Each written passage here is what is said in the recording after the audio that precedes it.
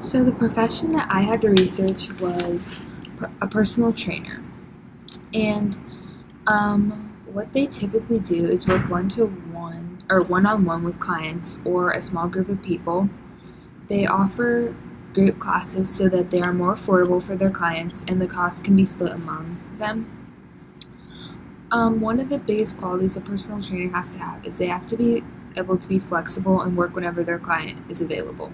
Clients have busy lives, and so a personal trainer can't forget about that. It may be hard for them to find time to work out with a personal trainer with their family life and their jobs getting in the way. So it's really important a personal trainer works with their schedule to find a time that works for them and fits their clients' needs. Because of this, it's possible that personal trainers will have to work long hours and sometimes on the weekends or early mornings or late evenings. Being a personal trainer is really unique because you have to have a really close relationship with your client, and that's very, very important.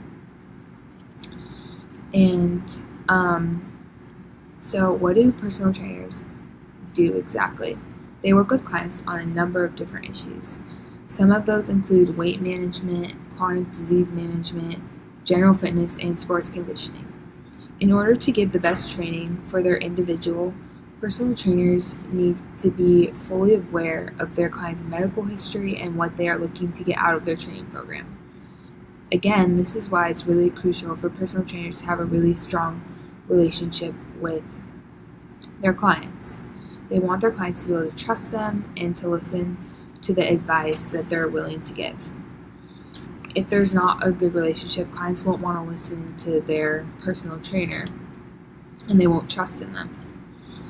And if they don't trust in them, there won't be improvement or better results.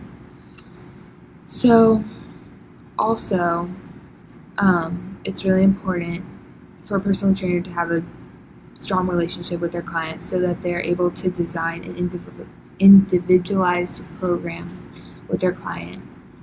And they must continually present new and exciting ways to keep their clients interested and motivated, because if they don't have fun, exciting new things to do, they won't want to keep following the program because they're bored and they won't stay on track.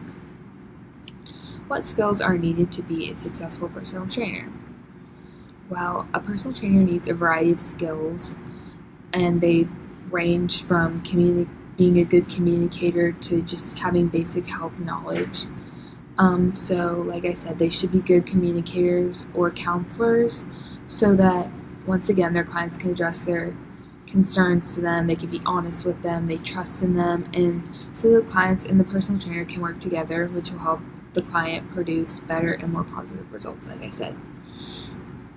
And a personal trainer also needs to have strong business skills in sales, marketing, and administration, and this is crucial when attracting new clients and getting them to want to use you specifically as a personal trainer versus someone else. And time management is also very, very important to have when working in this field. Like I said, if you want to be successful, a personal trainer needs to be able to know how to work around their clients' schedules, and that can be very difficult. Lastly, personal trainers need to be able to work with a diverse population of clients. Not all clients are the same, everyone has different needs that need to be met, and personal trainers understand that. Their job is to know each client's differences and to be able to tailor their program so that it fits each person's needs.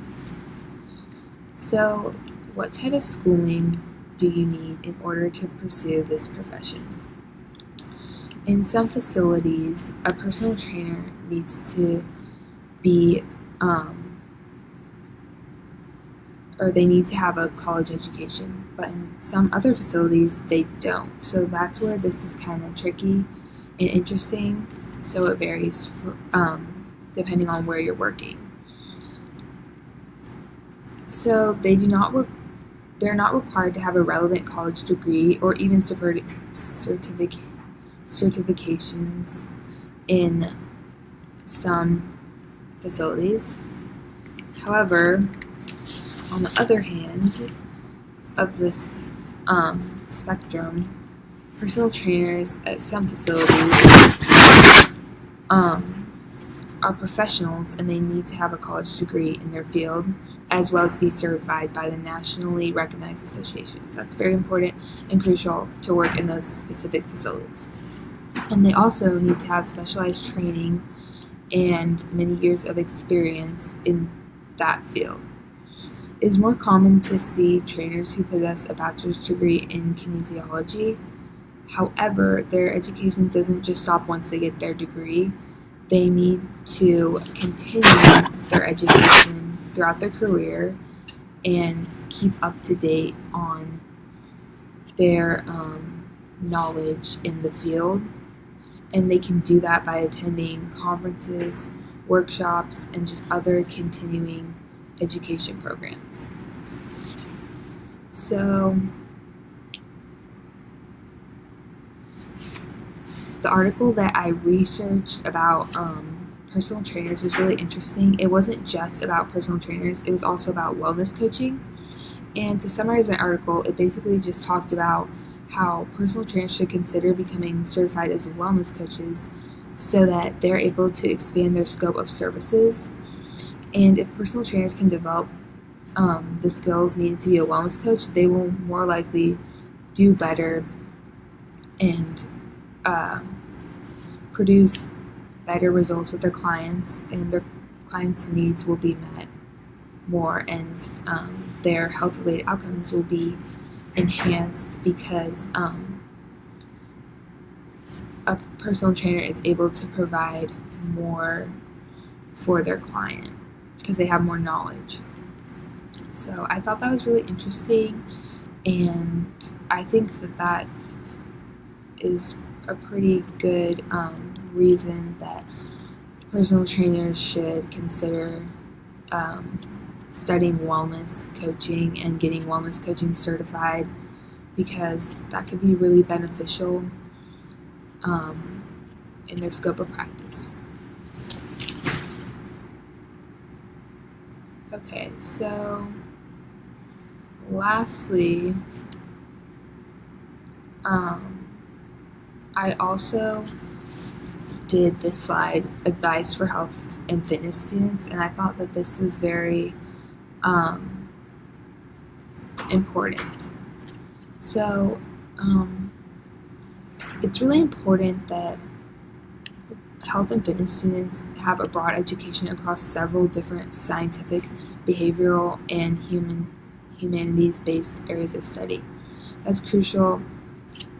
Therefore, classes will need to be taken, such as kinesiology, like I mentioned, that one's the most common one probably, and teaching behavior change, psychology, social and personal media, computer technology, gerontology, which is like this is like working with old people, marketing, sociology, race, gender, and ethnicity.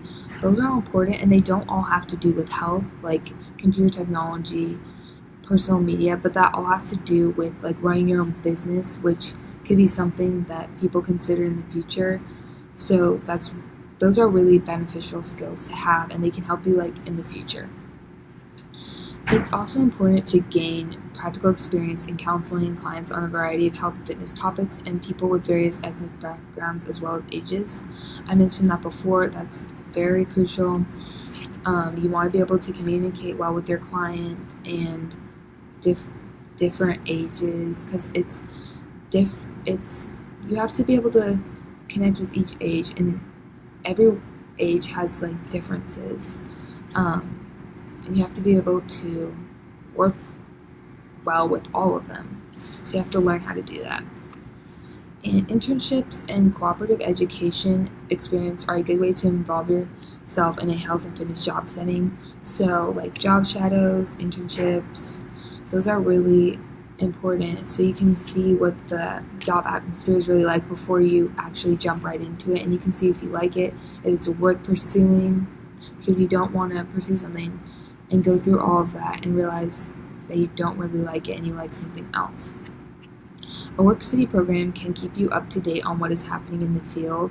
So like I said, once you get your degree, you still need to keep up to date on the new information that's being discovered in that field, because information is constantly being discovered every day, and it's really important you stay on top of that. So a work study program can help you do that. You can also benefit from business and marketing classes, which a lot of people don't really think about, or college students don't really think about. They're like, why do I need those classes? But marketing skills are important for a health and fitness professional, and especially in this day and age with media being really important and everyone's using it, so you need to be able to know how it works. And who knows, you could even use it in your company a lot, and it could really help your company thrive if you have your own personal trainer business and you run your own company. So yeah, that's my presentation, and yeah, I'm done.